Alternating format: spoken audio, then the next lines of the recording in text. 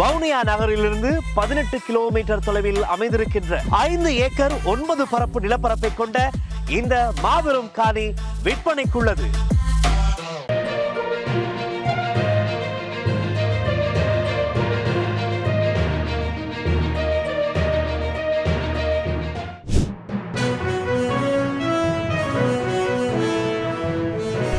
நீதிமன்றத்தில் முன்னிலைப்படுத்தப்பட்ட சாமர சம்பத் பிறப்பிக்கப்பட்டுள்ள உத்தரவு. பாதாள உலக கும்பல்களை கட்டுப்படுத்த தயார், சரத் பொன்சேகா அறிவிப்பு. ராஜபக்சேக்களின் பெரும் மோசடி அம்பலம், சிக்கப்போகும் முக்கிய புள்ளி. உயிர்த்த ஞாயிறு தாக்குதலின் குற்றவாளிகள் அரசாங்கத்துக்குள்ளேயே உள்ளனர், குற்றம் சுமத்தும் நாமல் ராஜபக்ஷ. திருகோணமலை மோதல் சம்பவம், போலீஸ் தலைமையகம் விடுத்துள்ள எச்சரிக்கை. அடுத்த மாதம் டொனால்ட் ட்ரம்ப் சவுதி அரேபியாவுக்கு பயணம்.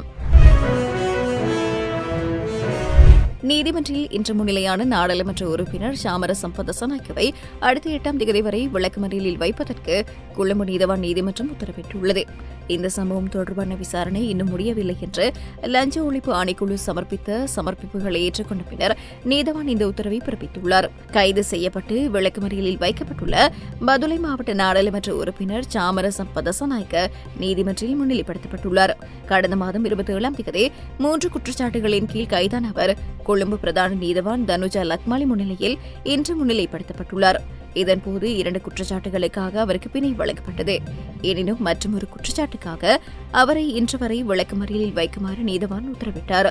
இந்நிலையில் அவர் இன்று நீதிமன்றத்தில் முன்னிலைப்படுத்தப்பட்டிருந்தமை குறிப்பிடத்தக்கது.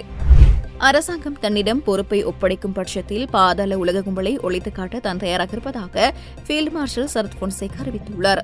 அவரது கட்சி அலுவலகத்தில் நேற்றைய தினம் நடைபெற்ற நிகழ்வின் பின் ஊடகங்களுக்கு கருத்து வெளியிடும் போது அவர் இதனை தெரிவித்துள்ளார்.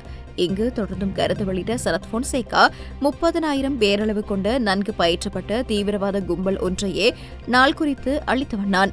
இந்த பாதாள உலக கும்பலை அழிப்பது ஒன்றும் பெரிய காரியம் கிடையாது. அரசாங்கம் என்னிடம் பொறுப்பை ஒப்படைத்தால் 1000 முதல் 1500 பேரளவான எண்ணிக்கை கொண்ட இந்த பாதாள உலக கும்பல்களையும் சில மாதங்களுக்குள்ளாகவே முற்றாக அழித்து விடுவேன். எதிர்வரும் தேர்தலில் தேசிய மக்கள் சக்தியே அமோக வெற்றி பெறும். அரசாங்கத்தை வலுப்படுத்தும் வகையில் பொதுமக்கள் வாக்களிக்க வேண்டும் என சரத் பொன்சேகா தொடர்ந்தும் குறிப்பிட்டுள்ளார். ராஜபக்சேக்களின் மற்றொரு மோசடி குறித்து தகவல்கள் விரைவில் அம்பலப்படுத்த உள்ளதாக ஜனாதிபதி அனுரகுமார திசாநாயக்க தெரிவித்துள்ளார். அறகலைய போராட்டத்தின் போது தீக்கிரையான வீடொன்றுக்காக ராஜபக்சேக்களில் ஒருவர் மோசடியான முறையில் நட்டையீடு பெற்றுக் கொண்டுள்ளதாக குற்றம் சுமத்தியுள்ளார். ராஜபக்ஷ குடும்பத்தினர் நட்டையீடு பெற்றுக் கொண்ட போதிலும் உண்மையில் வீட்டின் உரிமையாளர்கள் அல்ல எனவும் அவர் தெரிவித்துள்ளார். செவனகல பகுதியில் தீக்கிரையான வீடொன்றுக்கு இவ்வாறு ராஜபக்ஷ குடும்பத்தினர் நட்டையீடு பெற்றுக் கொண்டதாக அவர் சுட்டிக்காட்டியுள்ளார். தீக்கிரையான வீட்டின் காணி உரிமை வேறொருவரின் பேரில் இருந்ததாகவும் வீட்டின் உரிமையும் வேறொருவரின் பேரில் இருந்ததாகவும் ஜனாதிபதி குறிப்பிட்டுள்ளார். எனினும் ராஜபக்ஷ குடும்பத்தினர் இந்த வீட்டுக்கான நட்டையீட்டை பெற்றுக் கொண்டுள்ளதாக அவர் தெரிவித்துள்ளார். இந்த தகவல்கள் அண்மையில் கிடைத்ததாகவும் இதை இன்னும் நாடாளுமன்றத்தில் சமர்ப்பிக்கவில்லை எனவும் ஜனாதிபதி தெரிவித்துள்ளார். புத்தள பகுதியில் நடைபெற்ற பொதுக்கூட்டத்தில் ஜனாதிபதி இந்த விடயத்தினை அம்பலப்படுத்தியுள்ளார். ராஜபக்ஷ குடும்பத்தினர் என ஜனாதிபதி குறிப்பிட்ட போதிலும் யார் இவ்வாறு மோசடியாக நட்டையீடு பெற்றுக் கொண்ட ராஜபக்ஷ குடும்ப உறுப்பினர் என்பது பற்றிய விவரங்களை ஜனாதிபதி வெளியிடவில்லை என்பதும் குறிப்பிடத்தக்கது. உயிர்த்த ஞாயிறு தாக்குதல்கள் தொடர்பாக வழக்கு தொடரப்படுவதை தவிர்ப்பதற்காகவே ஷானி அபிஷேகர் மற்றும் ரவி செனவரத்ன ஆகியோர் அரசாங்கத்தில் முக்கிய பதவிகளை வகித்து அரசியல் தஞ்சம் அடைந்துள்ளதாக குற்றம் சுமத்தப்பட்டுள்ளது. எனவே அவர்களிடம் ஜனாதிபதி கேள்வி கேட்க வேண்டும் என ஸ்ரீலங்கா பொதுஜன பெரமுனவின் நாடாளுமன்ற உறுப்பினர் நாமல் ராஜபக்ஷ வலியுறுத்தியுள்ளார். குற்றப்புலனாய்வுத்துறையின் இயக்குநர் ஷானி அபிஷேகர் மற்றும் உயிர்த்த ஞாயிறு தாக்குதல்கள் நடந்தபோது முக்கிய பதவிகளை வகித்த முன்னாள் மூத்த அதிகாரி ரவி செனவரத்னா போன்றவர்கள் என்ன நடந்தது, எப்படி நடந்தது என்பதை நன்கு அறிவார்கள். ஆகவே அரசாங்கம் முதலில் அவர்களிடம் கேள்வி கேட்க வேண்டும் என நாமல் ராஜபக்ஷ கூறியுள்ளார். அத்துடன் தேசிய மக்கள் முன்னணியின் தேசிய பட்டியல் நாடாளுமன்ற உறுப்பினரின் 2 மகன்கள் தாக்குதலில் ஈடுபட்டனர் என்பது தெரிந்த உண்மையாகும். இந்த நிலையில் அரசாங்கம் முழு பிரச்சினையையும் அரசியலாக்குவதற்கு பதிலாக சம்பவங்கள் உண்மையில் எப்படி நடந்தன என்று அவரிடம் கேட்க வேண்டும் எனவும் நாமல் கூறியுள்ளார். எனவே உண்மையான குற்றவாளிகள் அரசாங்கத்துக்குள் இருக்கும்போது குற்றவாளிகள் யார் என்று ஸ்ரீலங்கா பொதுஜன பெரமுன உறுப்பினர்களிடம் கேட்பது அர்த்தமற்றது எனவும் அவர் தெரிவித்துள்ளார். திருகோணமலை நிலாவெளி அடம்போடி பகுதியில் போலீசார் தாக்கப்பட்ட சம்பவம் தொடர்பில் விசாரணைகள் முன்னெடுக்கப்பட உள்ளதாக போலீஸ் ஊடக பேச்சாளர் தெரிவித்துள்ளார். இதேவேளை போலீசாரின் சட்ட ரீதியான கடமைகளுக்கு இடையூறு விளைவிக்கும் நபர்களுக்கு எதிராக கடுமையான சட்ட நடவடிக்கை எடுக்கப்படும் என போலீஸ் தலைமையகம் தெரிவித்துள்ளது.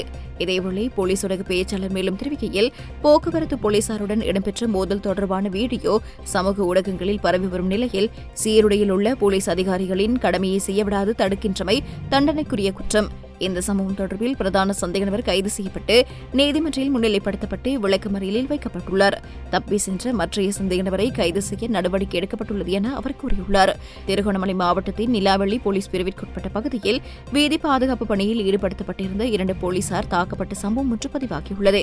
தலைக்கவசம் அணியாமல் சென்ற மோட்டார் சைக்கிள் ஓட்டுநரை நிறுத்த போலீசார் முயன்றபோது குறித்த ஓட்டுநர் அவர்களுடன் வாக்குவாதத்தில் ஈடுபட்டுள்ளார். இதனையடுத்து சந்தேக நபர்களுடன் சிலர் சேர்ந்து போலீசாரை தாக்கியுள்ளதாக தெரியவருகிறது. அமெரிக்க ஜனாதிபதி டொனால்டு டிரம்ப் தனது முதல் உத்தியோகபூர்வ விஜயமாக சவுதி அரேபியாவுக்கு பயணமாக உள்ளார். அடுத்த மாதம் முதல் வாரத்தில் ஜனாதிபதி டொனால்டு டிரம்ப் பயணத்தை தொடங்குவார் என வெள்ளை மாளிகை அறிவித்துள்ளது. அமெரிக்காவுக்கும் சவுதி அரேபியாவுக்கும் இடையிலான பல முதலீட்டு ஒப்பந்தங்களும் அங்கு கைச்சாத்திடப்பட உள்ளதாக வெளிநாட்டு ஊடகங்கள் செய்தி வெளியிட்டுள்ளன. இந்த பயணத்தின் போது கட்டாருக்கு செல்லவும் டிரம்ப் எதிர்பார்த்துள்ளதாக தெரியவந்துள்ளது.